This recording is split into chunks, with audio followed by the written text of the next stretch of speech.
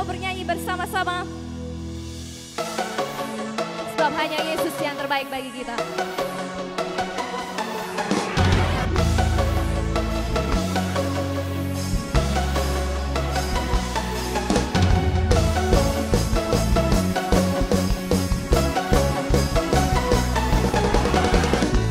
Datang kepadanya ku bawa hidupku,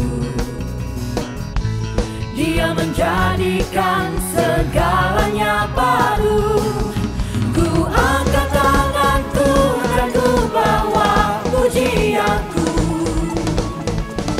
sebab hanya Yesus yang terbaik. Siap-siap, 1, 2, 3, 4.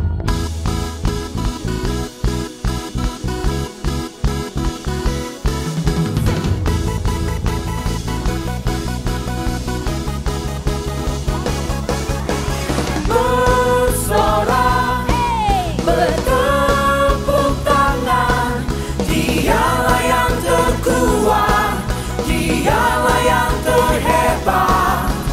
Bernyanyi, bersukacita, karena Yesus Dialah yang terbaik.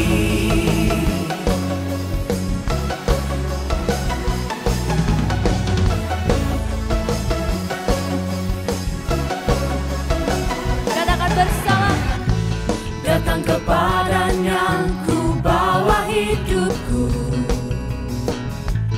Dia menjadikan segalanya baru. Kita angkat tangan kita bersama. Ku angkat tanganku dan ku bawa pujianku, Sebab hanya Yesus. sebab hanya Yesus yang terbaik. Are you ready? 1, 2, 3, 4.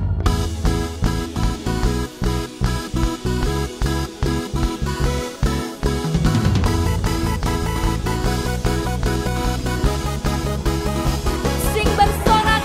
Bersorak, bertepuk tangan, Dialah yang terkuat, Dialah yang terhebat. Bernyanyi. Bernyanyi, bersukacita, karena Yesus Dialah yang terbaik. Sekali lagi bersorak. Bersorak, bertepuk tangan, Dialah yang terkuat, Dialah yang terhebat. Bernyanyi, bersukacita, karena Yesus Dialah yang terbaik. Tepuk tangan untuk Yesus kita yang paling dahsyat. Yes. Terima kasih Tuhan, kami siap diberkati lebih lagi. Mari semua yang siap berkata, Amin.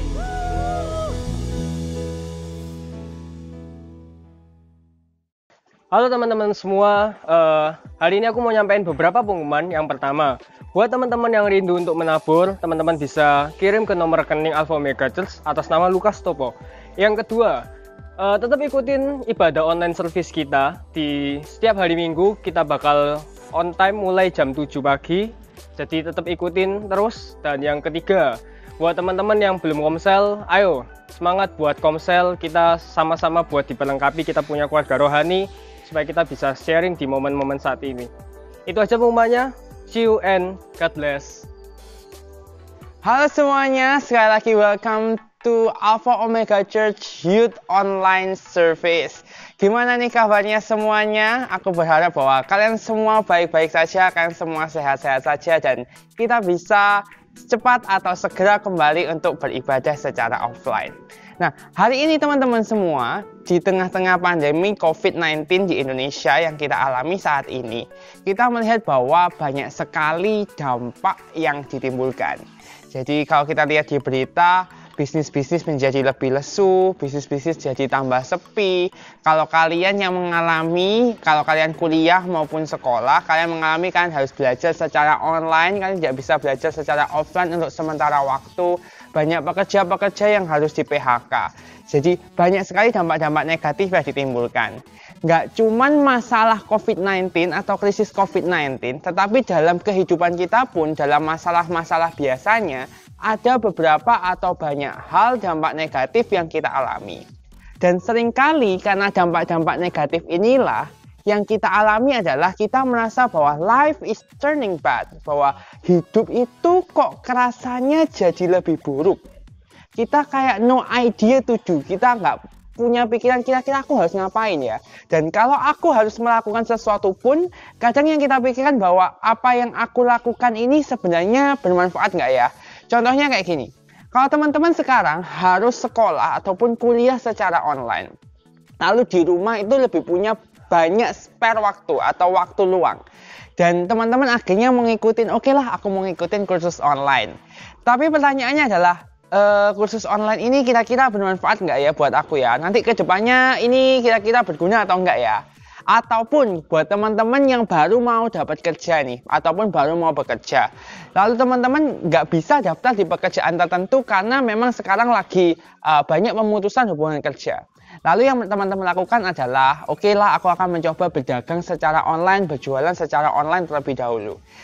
Tapi teman-teman berpikir, kira-kira ini benar-benar berguna untuk aku ke depannya nggak ya? Kira-kira ini bisnis benar-benar untuk aku long term apa nggak ya? Banyak sekali pikiran-pikiran seperti itu dan kita merasa bahwa hidup ini penuh dengan ketidakpastian.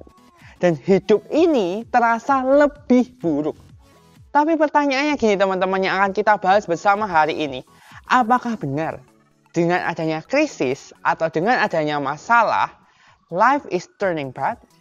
Apakah benar karena adanya krisis atau masalah hidup menjadi lebih buruk? Kita akan belajar bersama-sama dari seorang tokoh yang sangat terkenal di Alkitab. Kalau kalian sudah Kristen lama, kalian pasti tahu cerita ini. Tapi kalau kalian masih belum Kristen ataupun kalian bukan Kristen, aku akan menceritakannya buat kalian semua. The story is so good. Ini seperti film-film nggak kalah sama film-film. Jadi kita akan belajar dari kisah dari seorang tokoh yang bernama Yusuf. Yusuf ini adalah anak dari Yakub. Dan Yakub ini punya 12 orang anak, di mana Yusuf adalah anak kesayangannya. Tapi kalau kita baca dari Kejadian 37 sampai Kejadian 50, Yusuf ini hidupnya nggak enak-enak aja loh. Banyak masalah yang harus dialami oleh Yusuf. Kalau aku mau ceritain ya, dengerin ya. Kronologi masalah yang dialami oleh Yusuf. Ini ya, yang pertama. Karena Yusuf ini anak kesayangan dari Yakub, Yusuf ini dibenci sama saudara-saudaranya. Jadi saudara-saudaranya berpikiran bahwa karena Yusuf ini anak kesayangan dan juga Yusuf ini pernah bilang sama Yakub bahwa Yusuf ini mimpi kalau suatu saat nanti saudara-saudaranya semua ini akan sujud menyembah Yusuf. Muangkel nggak sih kalau kalian jadi saudara-saudaranya? Hah? Aku harus menyembah kamu? Aku ya nggak mau sih. Jadi otomatis saudara-saudaranya ini benci banget sama Yusuf. Dan karena bencinya itu yang kedua berarti kan Yusuf ini dibuang ke sumur oleh saudara-saudaranya dan saudara-saudaranya bilang ke papanya, which is Yakub, kalau misalkan Yusuf ini mati dimakan binatang buas. Ini yang kedua. Nggak cuma sampai situ, ternyata Yusuf itu nggak cuma dibuang di sumur, tapi setelah itu Yusuf dijual ke Mesir kepada Potifar. Potifar ini adalah seorang pegawai istana Firaun atau kepala pengawal raja. Setelah dia dijual ke Mesir, dia akan diperbudak di Mesir. Tetapi, berarti kan yang keempat, Yusuf ini kerjaannya bagus banget. Sampai Potifar itu ngefans istilahnya sama Yusuf dan dia tuh pingin tidur sama Yusuf. Berarti kan sampai Potifar mau tidur sama Yusuf. Bayangin, Yusufnya nggak mau kan? Akibatnya apa? Potifarnya marah dan memfitnah Yusuf, bilang ke orang-orang bahwa Yusuf itu mau memperkosa Potifar. Akhirnya apa yang kelima? Yusuf ini dipenjara karena akibat fitnahan dari Potifar. Dan yang keenam, ketika Yusuf sudah dipenjara nih, Yusuf ini bersama dengan orang-orang lainnya yang juga dipenjara. Dan Yusuf ini orangnya punya hikmat untuk menafsirkan mimpi. Di sana dia itu menafsirkan mimpi dari seorang juru minuman dan seorang juru roti. Intinya gini, untuk yang juru minuman itu inti dari mimpinya adalah dalam 3 hari juru minuman itu akan dibebaskan dan dikembalikan lagi pangkatnya. Dan Yusuf bilang dengan juru minuman itu, kalau kamu dibebasin, please banget jangan lupa sama aku. Ternyata setelah 3 hari juru minuman ini benar-benar dibebasin. Tapi apa yang terjadi? Juru minuman ini lupa sama Yusuf. Bahkan nggak nganggep lagi Yusuf ini seperti apa. Kalau kita lihat teman-teman tadi dari kronologi yang aku ceritain bahwa banyak banget masalah yang dihadapi oleh Yusuf. Bukan hanya satu, tapi berkali-kali, bertubi-tubi. Itu combo. Tapi perhatikan, apakah dengan masalah yang bertubi-tubi, masalah yang combo yang dialami oleh Yusuf, artinya hidupnya Yusuf berubah jadi lebih buruk? Yang awalnya jadi anak emas, anak kesayangan, sekarang menjadi anak yang masa depannya nggak jelas? Long story short, teman-teman. Raja Firaun ini punya mimpi. Raja ini bingung. Aduh, kira-kira ini mimpiku ini punya arti nggak sih? Artinya apa? Dan juru minuman tadi yang tahu bahwa raja ini gelisah terkait mimpinya, dia kasih saran. Oh raja, aku baru ingat. Nah, kalau sudah kayak gini baru diingat nih. Aku baru ingat. Kalau dulu, waktu aku di penjara, itu ada seseorang yang bisa menafsirkan mimpi and it's correct. Itu benar. Coba raja hubungi aja. Seseorang ini namanya Yusuf, barangkali dia itu bisa menafsirkan mimpinya raja. Dan dibawalah Yusuf ke Raja Firaun dan ternyata Yusuf ini bisa mengartikan mimpi dari Raja Firaun ini. Dan alhasil Yusuf ini diangkat menjadi penguasa atas Mesir. Sekarang coba teman-teman bayangkan. Kalau pertama Yusuf itu nggak dijual ke Mesir, dia kerjaannya mungkin hanya sebagai penggembala di kotanya. Kalau Yusuf nggak difitnah sama Potifar, dia nggak akan mungkin masuk penjara. Benar ya? Kalau Yusuf nggak masuk penjara, dia nggak akan bisa mengartikan mimpi dari seorang juru minum. Kalau dia nggak mengartikan mimpi dari juru minum, maka mungkin waktu raja bermimpi, dia nggak akan disuruh untuk mengartikan mimpi Raja Firaun. Kalau dia nggak mengartikan mimpi Raja Firaun, maka dia nggak akan jadi penguasa di Mesir. Artinya apa teman-teman? Bahwa memang mungkin ada dampak negatif dari masalah. Tetapi masalah atau krisis bukanlah hal yang membuat hidup kita menjadi lebih buruk. Crisis is not making our life turning bad. Tetapi perhatikan, dalam krisis selalu ada kesempatan baik yang lebih besar yang bisa kita peroleh asalkan respon kita tepat. Ini akan jadi tag kita hari ini teman-teman. Coba kita katakan sama-sama. Dalam krisis selalu ada kesempatan baik yang lebih besar yang bisa kita peroleh asalkan respon kita tepat. In crisis there will always be bigger good opportunity we can take as long as our response is right. Presiden Kennedy pernah mengatakan seperti ini. When written in Chinese, the word crisis is composed of two characters. One represents danger and the other represents opportunity. Jika ditulis dalam bahasa Cina, kata krisis terdiri atas dua karakter yaitu bahaya dan kesempatan. Jadi dalam bahasa Cina, kata crisis diawali oleh kata weiqi. Sementara danger diwakili oleh kata weishan. Dan opportunity atau kesempatan diwakili oleh kata qihue. Nah, dari situ mungkin bisa diambil kesimpulan bahwa weiqi atau crisis itu merupakan gabungan dari weishan dan qihue. Jadi, dalam krisis selalu ada kesempatan baik yang lebih besar yang bisa kita peroleh asalkan respon kita tepat. Sekarang pertanyaannya seperti ini. Respon seperti apa sih yang aku harus lakuin, yang kita dapat lakuin to break through crisis? Hanya dua aja yang aku ingin sharingkan ke teman-teman semuanya. Yang pertama adalah ini. Believe that God is with you even in crisis and He is working in your life. percaya bahwa Tuhan bersama denganmu meskipun dalam krisis. Dan dia sedang bekerja dalam hidupmu. Kalau kita lihat Yusuf teman-teman, banyak banget masalah yang harus dihadapin. Tapi endingnya hidupnya nggak buruk loh. Dia jadi penguasa di Mesir, benar kan? Dan di tengah-tengah ceritanya, di tengah kronologi yang tadi aku ceritain ada 6 bad story yang dialami oleh Yusuf. Dikatakan di Alkitab bahwa ini, Yusuf selalu berhasil dalam pekerjaannya. Dikatakan juga bahwa Yusuf menjadi kesayangan kepala penjara. Kok bisa? Nah, kita lihat akan beberapa ayat berikut ini. Di Kejadian 39 ayat yang kedua.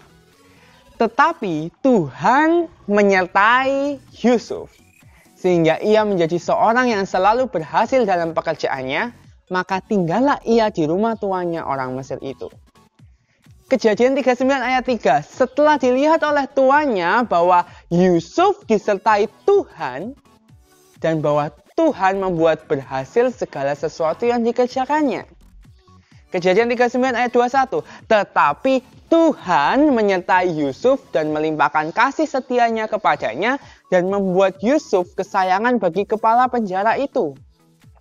Kejadian 39 ayat 23, dan kepala penjara tidak mencampuri segala yang dipercayakannya kepada Yusuf karena Tuhan menyertai dia dan apa yang dikerjakannya dibuat Tuhan berhasil. Dalam beberapa ayat yang barusan kita baca, 4 kali ditekankan bahwa Tuhan menyertai Yusuf. Sekali lagi, bukan cuma 1 kali di pasal ini, Kejadian 39 dikatakan bahwa Tuhan menyertai Yusuf. No, 4 times. 4 kali dikatakan bahwa Tuhan menyertai Yusuf. Artinya apa? Ada penekanan, ada emphasize yang mengatakan bahwa Tuhan itu benar-benar menyertai Yusuf.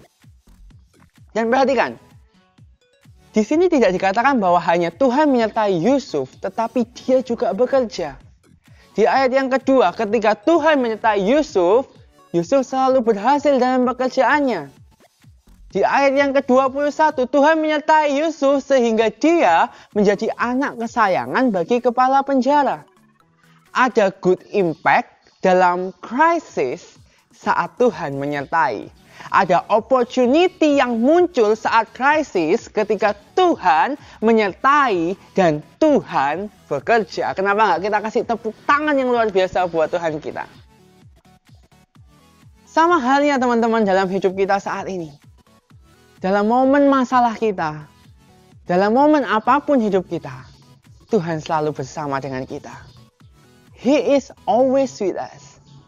Dan dia bekerja atas setiap kehidupan kita. Dia membukakan tiap-tiap kesempatan baru bagi hidup kita.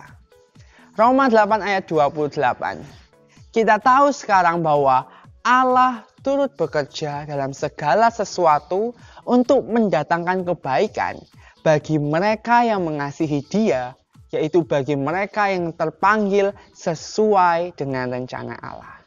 Jadi sekali lagi, kita hari ini dalam krisis, selalu ada kesempatan baik yang lebih besar yang bisa kita peroleh asalkan respon kita tepat. Dan respon pertama yang kita pelajari hari ini adalah believing atau percaya. Bukan berarti ketika kita sebagai orang Kristen, kita nggak akan menghadapi masalah. No. It can occur anytime. Tapi satu hal yang pasti bahwa Tuhan akan selalu menyertai kita dan Dia akan selalu bekerja dalam hidup kita. Yang kedua, being always excellent and innovative. Tetaplah unggul dan inovatif. Ketika masalah kita datang teman-teman, fokus kita seolah-olah itu hanya fokus pada masalah dan krisis itu aja. Ya kan? Hidup ini kok seolah-olah jadinya tambah buruk ya, kayak nggak ada semangat lagi. Tapi waktu di momen masalah, yang bertubi-tubi yang tadi kita sudah bahas, apa sih yang dilakukan oleh Yusuf? Dia tetap excellent dengan apa yang harus dia kerjakan. Ya kan? Bayanginlah kalau kalian jadi Yusuf. Udah dijual di Mesir, udah disuruh kerja di Mesir, tapi dia tetap mau excellent. pasti kan kita otomatis muales banget kan. Masa sih aku ini sudah biasanya anak kesayangan dijual lagi di Mesir, disuruh kerja di Mesir. Muales banget. Tapi sekali lagi di Kejadian 39 ayat 2 dikatakan bahwa Yusuf selalu berhasil dalam pekerjaannya. It means he does his work excellently. Gak cuma itu teman-teman. Yusuf juga diganggu oleh Potifar. Potifar minta Yusuf buat menidurinya. Mungkin kalau Yusuf melakukan hal itu, dia bakalan cepat keluar dari Mesir, dia bakalan cepat diangkat jadi raja. Karena Potifar ini kan istilahnya pegawainya Firaun yang paling top lah, istilahnya kayak gitu. Dia akan dinaikkan jabatannya, ya kan? Tetapi ini yang dilakukan oleh Yusuf. Di Kejadian 39 ayat 9. Bagaimana mungkin aku melakukan kejahatan yang besar ini dan berbuat dosa terhadap Allah? Dalam krisis, dalam masalah-masalah yang akan kita hadapi, banyak banget gangguan yang akan kita hadapi juga. Bakal banyak banget short way atau jalan pintas yang akan ditawarkan kepada kita untuk melakukannya. Loh, katanya tadi opportunity. Yes, this is opportunity, but this is bad opportunity. Ketika respon kita nggak tepat, yang datang bukanlah kesempatan yang baik, tetapi kesempatan yang buruk. Karena apa? Dalam krisis selalu ada kesempatan baik yang lebih besar yang bisa kita peroleh asalkan respon kita tepat. Yusuf tetap keep on track loh. Dia tetap sesuai dengan ajaran Tuhan. Tetap sesuai Tuhan ngomongnya apa. Dan akhirnya apa? Dia dapat kesempatan baik, dia bisa menjadi penguasa di Mesir yang sifatnya bukan hanya short term tetapi long term. Waktu masalah datang pertanyaannya gini, Yusuf kok santai-santai aja sih? Emangnya Yusuf gak takut? Emangnya Yusuf gak merasa unfair? Atau emangnya Yusuf santai-santai aja? Perhatikan. Kejadian 40 ayat yang 15. Yusuf bilang ke juru minuman ini kayak gini. Sebab aku diculik begitu saja dari negeri orang Ibrani. Dan di sini pun aku tidak pernah melakukan apa-apa yang menyebabkan aku layak dimasukkan ke dalam liang tutupan ini. Yusuf bilang, aku loh sajanya itu nggak pantas loh aku di sini. Aku nggak ngelakuin apa-apa.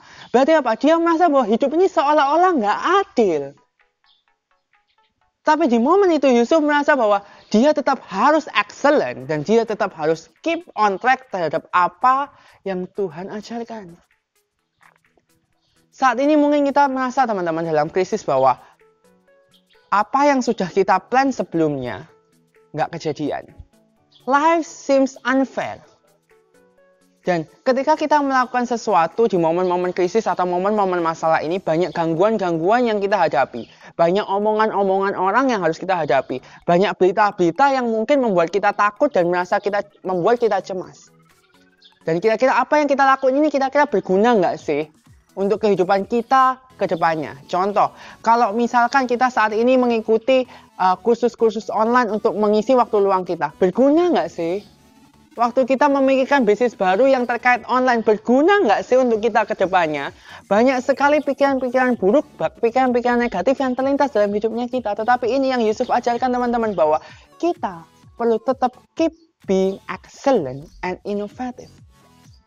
Sekali lagi, kalau masalah hasil, Yusuf nggak langsung menikmati hasilnya. Dia keep on track, dia menolak Potifar, dia langsung sukses. No, dia harus masuk penjara dulu loh. Tapi hasil yang diperoleh oleh Yusuf is not short term, tapi long term success.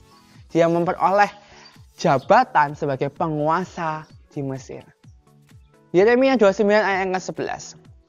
Sebab aku ini mengetahui rancangan-rancangan apa yang ada padaku mengenai kamu.